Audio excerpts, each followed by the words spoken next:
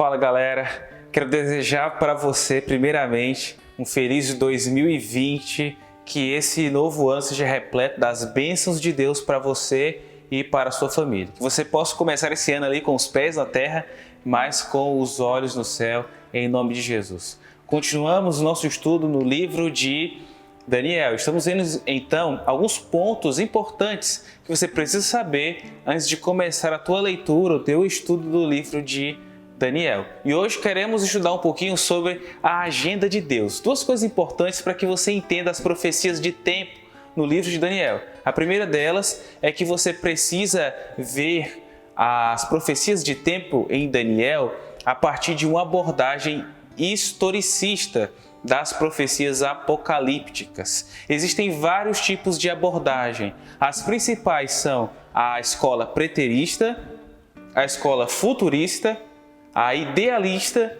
e a historicista. Como o próprio nome já diz, a escola preterista pega as profecias de Daniel e diz que elas aconteceram no passado. A futurista diz que as profecias vão acontecer ainda, todas elas estão no futuro. O idealismo acredita que essas profecias não têm um tempo exato de cumprimento, mas que as figuras representam apenas símbolos espirituais. Enquanto que o historicismo acredita que realmente há um cumprimento no tempo para aquelas profecias e que elas começam desde o tempo do profeta até os últimos momentos da história dessa terra. E é interessante quando a gente olha para a Bíblia, a gente percebe em Mateus capítulo 24 que Jesus parece que usa a abordagem historicista de interpretação. Nesse capítulo de Mateus, ele cita Daniel 9 ao falar do abominável da desolação. E quando você compara as outras versões dos evangelhos do mesmo texto, você vai perceber que em Lucas, em vez da palavra abominável da desolação, o autor do evangelho, ele vai dizer que foram os exércitos romanos que estavam circundando Jerusalém. É interessante que essa breve comparação você já consegue entender que quando Jesus fala do abominável da desolação, ele está falando dos exércitos romanos, está falando sobre Roma. E quando você lê o livro de Daniel, capítulo 2, capítulo 7, capítulo 8, capítulo 10 ao 12, você vai perceber a sequência de vários reinos. E há um reino que, logicamente, a gente entende que é Roma.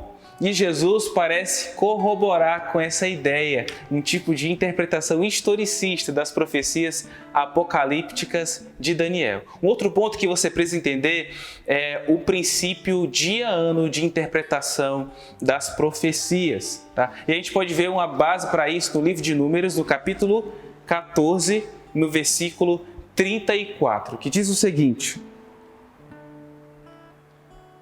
segundo o número dos dias em que espiastes a terra, 40 dias, cada dia representando um ano, levarei sobre vós as vossas iniquidades, 40 anos, e tereis experiência do meu desagrado. Aqui, o juízo de Deus cai sobre o povo de Israel e vai dizer o seguinte: 40 dias que eles espiaram a terra se tornariam em 40 anos que eles passariam rodeando e andando pelo deserto.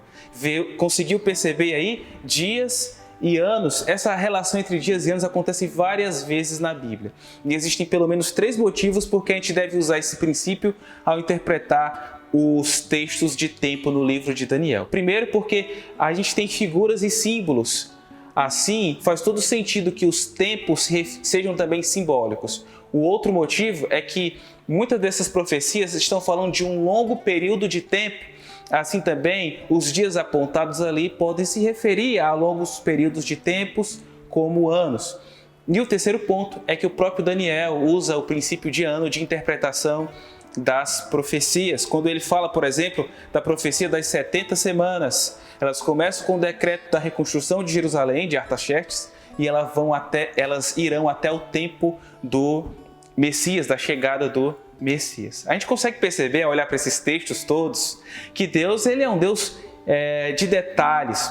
Ele é um Deus também que ele diz que as coisas vão acontecer e elas acontecem no seu tempo exato. Deus não se atrasa e nem se adianta. Ele é o Deus da hora certa. Você acredita nisso também?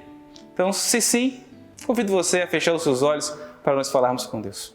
Pai amado, obrigado porque o Senhor nunca se adianta e nem se atrasa. Que o Senhor seja o Deus da hora certa na nossa vida também. Atende a nossa oração, é o que nós te pedimos em nome de Jesus. Amém.